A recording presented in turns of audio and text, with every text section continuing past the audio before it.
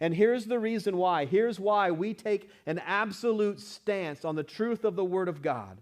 Okay? Look what it says in these verses again. Now I say, lest anyone should deceive you with persuasive words.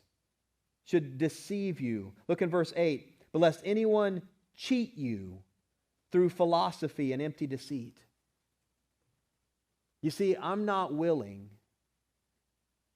If I am supposed to be the under shepherd of you, if I am supposed to show the love of God to you, I am not willing to cheat you through the philosophies of man and the world. I'm just not willing to do it.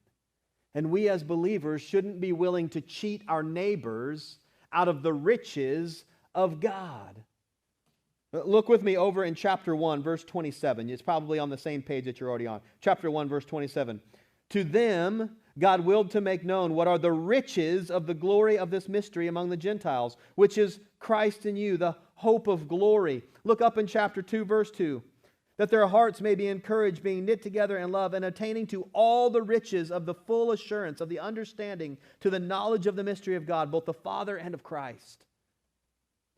If we are willing to stand here on a Sunday morning and spew out some worldly encouragement and some worldly philosophies rather than the Word of God, I am robbing you of the riches of the glory of God in your life. I am stealing from you the hope of glory that Jesus has given us. I'm stealing from you the riches of knowing that Christ, the King of the universe, the Creator of all things, lives and dwells and wants to live and dwell in you. So we're not willing to do this because I'm not willing to steal it from you. I'm not willing to cheat you out of the fullness of the knowledge of God. And friends, when we cave to those sorts of things in this culture, we are willing to cheat the culture of the truth of that. Those people, those Christian leaders who are caving to the crowd of political correctness are cheating people who would read their books or listen to them out of the truth of Jesus, the Word of God. They're cheating people. They're not loving people. They're deceiving and cheating.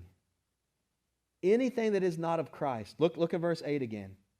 Beware lest anyone cheat you through philosophy and empty deceit, according to the tradition of men, according to the basic principles of the world, and not according to Christ. Christ is our foundation. His word is our truth, and nothing outside of it is useful.